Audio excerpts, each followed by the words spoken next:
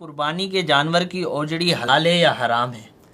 دیکھیں، اوجڑی جو ہے جس کے اندر غلاظت ہوتی ہے وہ اوجڑی اس کا کھانا مکروہ تحریمی ہے، کیونکہ غلاظت کے ساتھ وہ ملی ہوئی ہوتی ہے، نجس چیز کے ساتھ ملی ہوئی ہوتی ہے۔ اس لیے فقہائے کرام میں سیدی اعلیٰ حضرت امام احمد رضا خان علیہ رحمۃ الرحمن نے اپنے فتاویٰ میں اس کو تفصیلاً بیان کیا ہے اور اس کو مکروہ تحریمی قرار دیا ہے کہ اس کا کھانا مکروہ تحریم مطلب یہ ہے کہ کھانا گناہ ہوگا، کھا لیا تو توبہ لازم ہوگی۔ صحیح ہے۔ اب یہ دونوں جانوروں کی قربانی کا ہو تب بھی یہی حکم ہے اور غیر قربانی کا ہو تب بھی یہی حکم ہے۔ لیکن یہ یاد رکھیں کہ اوجڑی میں اور بٹ میں ذرا فرق ہے نا۔ بٹ جو ہوتا ہے وہ اوجڑی سے اوپر لگا ہوا موٹا سا ایک گوشت ہوتا ہے، وہ اوجڑی سے بالکل الگ کر دیا جاتا ہے، وہ بٹ کھانا جائز ہوگا۔ اوجڑی جو تولیہ نما ہوتی ہے جس کے اندر غلاظت ہوتی ہے اس کا کھانا کتابوں میں لکھا ہے فقہ کی کہ جانور کی 7 چیزیں حرام ہیں، ناجائز ہیں۔ اس پہ بھی بعض لوگ اعتراض کرتے ہیں یہ حنفیوں نے اپنی طرف سے نا ایک حلال کو حرام کر دیا۔ ان 7 چیزوں میں خصیتین بھی ہیں، جانور کی پیشاب گاہ بھی ہے اور رسولی بھی ہے۔ بھائی یہ اسی وجہ سے فقہاء نے اس کو ناجائز قرار دیا ہے کہ یحرم علیہم الخبائث، نبی کا ایک وظیفہ یہ بھی تھا کہ وہ خبیث چیزوں کو حرام کر دیں گے۔ تو اب ہر چیز میں انگلی پکڑ کے نہیں بتایا جائے گا یہ حلال ہے یہ حرام ہے، کچھ چیزیں تو بتائی جائیں گی، کچھ اصول اور ضابطے بتا دیے جائیں گے۔ جو جانور کے رسولی نکلتی ہے وہ گندا گوشت ہوتا ہے جو پھوڑے کی شکل میں آتا ہے، اس پھوڑے کو کھانے کے لیے الگ سے حدیث کی ضرورت نہیں ہے کہ پھوڑا کھانا حرام ہے جانور کا، سمجھ میں آ رہی ہے بات؟ اس کے لیے اتنا کافی ہے کہ وہ گندا گوشت ہے، وہ غلیظ ہے۔ اسی طرح یہ جو خصیتین ہیں یہ بھی پیدا کرتے ہیں گندگی کو۔ گردے جو ہیں وہ پیشاب کو فلٹر کر کے نکال دیتے ہیں، گردے پیدا نہیں کرتے گندگی، جبکہ یہ اس سے پیدا ہوتی ہے گندگی، الگ نہیں کیا جا سکتا گندگی کو اس سے۔ اسی طرح یہ جو پیشاب گاہ ہے یہ بھی کوئی ایسی چیز نہیں ہے جو انسان کھائے، یہ سلیم الطبع انسان اس سے نفرت کرتا ہے۔ اب اس پہ دلیل ہم سے مانگتے ہیں قرآن میں کہاں لکھا ہے، حدیث میں کہاں لکھا ہے؟ بہت سی چیزیں حدیث میں ہوتی ہیں، اس کے لیے تفقہ چاہیے، بصیرت چاہیے۔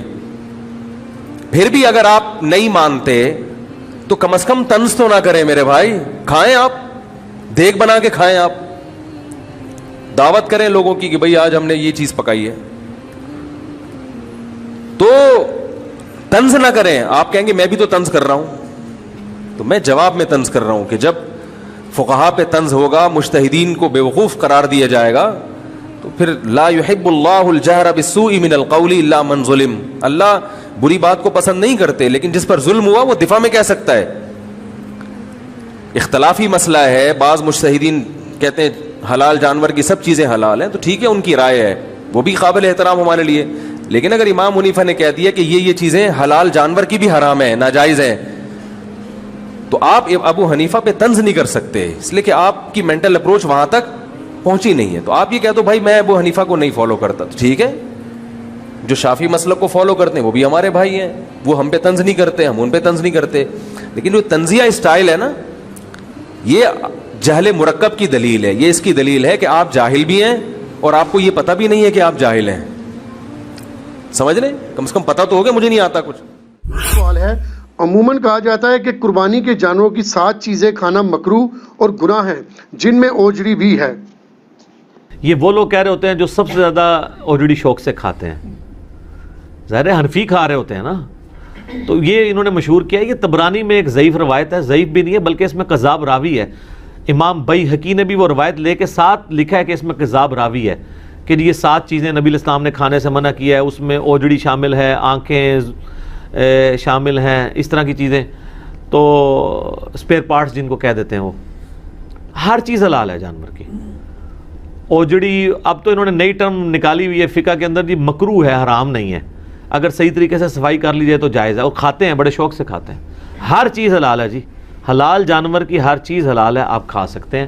جس روایت کی بنیاد پہ انہوں نے کلیم کیا وہ روایت ہی گھڑی ہوئی روایت ہے۔ ہاں دل نہ مانے علیحدہ بات ہے، مثلا میں نے کبھی مغز نہیں کھایا، مغز تو حنفیوں کے نزدیک بھی حلال ہے، ان 7 چیزوں میں نہیں آتا، میرا دل نہیں مانتا. کئی لوگ زبان اتنے شوق سے کھاتے ہیں, ٹھیک ہے, ہمارا نہیں دل مان رہا ہوتا. بھائی جن کا دل مان رہا ہے ان کو کھانے دیں آپ. اب جو لوگ اوجڑی جن کے منہ کو لگی ہوئی ہے وہ کہتے ہیں جو اوجڑی جیسی چیز ہی کوئی نہیں ہے, تو کھانے دیں آپ. جس چیز کو قرآن حکیم میں آیا کہ اپنی زبانوں سے فوراً نہ کہہ دیا کرو کہ یہ چیز حلال ہے اور یہ حرام ہے بغیر علم کے.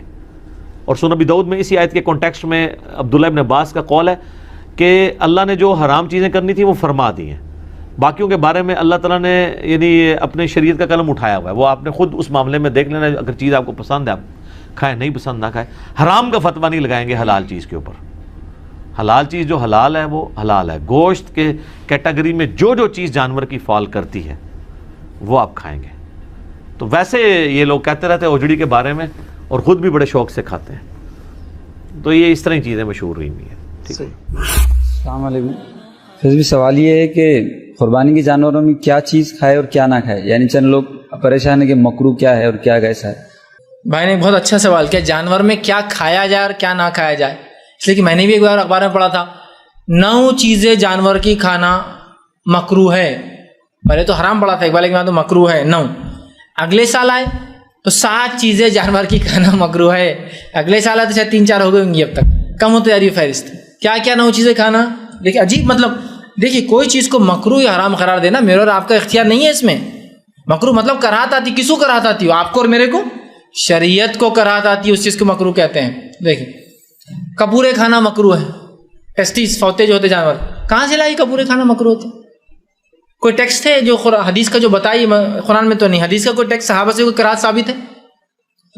پھر لاتے ہیں کہ بوٹی کھانا مکروہ ہے. بوٹی سمجھتے نا, وہ گوشت کی بوٹی نہیں, وجڑی, جانور کی جو پیٹ کے اندر جہاں کھانا ہضم ہوتا ہے اس کو کہتے ہیں بوٹی کھانا مکروہ ہے. کہاں سے بوٹی کھانا مکروہ؟ اچھا بوٹی کھانا مکروہ ہے صرف عید کے لیے. عید کے بعد تو بوٹی 20 روپے کلو بکتی, 30 روپے کلو بکتی, 50 روپے کلو بکتی, فری ملتی ہے کہیں, ہاں بکتی. لیکن شاید علماء کا, ظاہر سی بات ہے یہ وہ لوگ جو حق پر نہیں ہیں, علماء حق نہیں ہے, علماء سو ہے, اور خصاب ٹائپ کر لیتے عید کے ٹائم پر, تم بول دو مکروہ ہے تو ہم پھینک ڈالیں گے اٹھا کے. صاف کرنے کا جھنجھٹ بہت زیادہ ہوتا نا. عید کے بعد تو حلال ہے, بوٹی کا قیمت لکھی, وہاں نہیں بولتا کوئی آ کے فتویٰ لگا کہ بوٹی حرام ہے, مکروہ. ٹھیک, پھر بولے وہ تلی مکروہ ہے. تلی سمجھتے, اس لیے کہ بولے وہ پتا تلی, اس کے اندر کیا ہوتا, پیشاب وہ ہوتا اور سب غلازہ ہوتی. پھر کڈنی گردے مکروہ, کیوں؟ تو پیشاب چھنتا اس میں, اللہ رحم کر. کہاں سے لائے اللہ کو اور ان کو ہی معلوم یہ مکروہات. حالانکہ خرید کر جب گوشت لاتے ہیں تو برابر اللہ خرید کے لا رہی ہے تمام چیزیں, لیکن 9 چیزیں تو جانور میں یاد رکھیے. سنت سے ایسی کوئی چیز ثابت نہیں ہے جو مکروہ ہو. اب لیکن بیوقوفانہ سوال کوئی نہ کرے, سینگ کھا سکتے کا, چمڑا کھا سکتے کا, بال کھا سکتے کا, کھاؤ کھانا ہے تو ہم کو کیا ہے, کھاؤ کھانا ہے. دانت کھا سکتے کا, ہڈی کھا سکتے, کھاؤ کھانا ہے تو سمپل سینس ہے. ورنہ لوگ کیا کرتے ہیں, کیونکہ ایک عادت ہو جاتی, مزاج, فقہی مزاج ہے بولے ہمارا, فقہی مزاج. اور یہ مزاج کبھی کا بہت ڈینجر رہتا ہے. ایک صاحب مجھے کہنے لگے, کسی نے بولا یہ فلاں صاحب ہے. اچھا بولے آپ ایسا صاحب ہے کیا؟ آپ بولے قرآن حدیث کو مانتے ہیں بولے, اور ہم فقہ کو مانتے ہیں بولے. میں نے کہا ماشاء اللہ, یہ کیا رہتا فقہ کو مانتے اور ہم نہیں مانتے کیا؟ نہیں بولے ہم فقہ کو مانتے ہیں بولے. اب چلیے بولے اب قرآن حدیث کو تو چھوڑ دیجیے, میں فقہ کی آپ کو اہمیت بتاتا ہوں بولے. اب آپ بتائیے بولے آپ کھانا کھا رہے ہیں بولے, اب یہ فقہ بولتے ہوئے سمجھ میں آتا ہو, بلب جل جاتے میرے ذہن کی, کچھ تو بھی لائیں گا سوال جو پریکٹیکلی نہیں رہتا. نوالے کو کتنے بار چابیں گے؟ اب قرآن حدیث کی ماننے والے نے بولے آپ ہم فقہ کو ماننے والے. میں نے کہا اچھا کتنے بار چابیں گے؟ آپ مجھے فقہی سوال کر رہے ہیں. تو میں نے کہا میں فقہی جواب دوں گا انشاءاللہ 32 بار, یا جس کو جتنے دانت ہو اتنے بار. فقہی جواب میں 32 دانت ہو 32 بار, یا جس کو جتنے دانت ہیں 28 28 بار, 22 تو 22 بار, 10 10 بار. یہ کہاں سے لائے بولے آپ نے؟ میں نے کہا فقہی فقہ والا. اب میرے کو لگا آپ پوچھ رہے, سنت سے تو ایسی کوئی بات ہے ہی نہیں. اب فقہی جواب تو کچھ نہ کچھ دینا ہے آپ کو, تو 32 دانتوں کے اعتبار سے میں نے فقہی جواب دیا. عقل بھی ہوتی 32 بار چاہو, یا اس سے جو بھی ہوں. نہیں ہونے والے, یہ تو مذاق ہونے. پھر آپ بتا دیجیے. میرے کو بھی نہیں ہونا, آپ سے پوچھ رہا تھا بولے, اس کی کیا فائدہ. یہ کیا ہے, لوگ کہتے تھے قرآن حدیث کی آپ بات کریں نا, فقہ بہت ضروری ہے. ہم کہاں کہتے فقہ ضروری نہیں ہے, ہم کہاں کہتے فقہ ضروری نہیں ہے.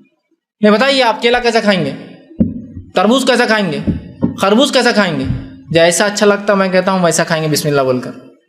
شریعت نے بتایا کہ ہم پھوڑ کے کھائیں گے, کاٹ کے کھائیں گے, رگڑ کے کھائیں گے, پیس کچھ بھی کریں گے ہم. شریعت نے جب تک حلال کسی چیز کو قرار دیا اس میں کوئی خبات تو کوئی بھی عمل کیا جا سکتا ہے نا. لیکن خالی آپ کو بحران کرنے کے لیے بہت بہت باریک ہے دین بال سے باریک ہے، تلوار سے تیز ہے، ایسا ہے ویسا ہے کر کے وہ بحران کرتے ہیں. تو بولے 9 چیزیں مکروہ ہیں.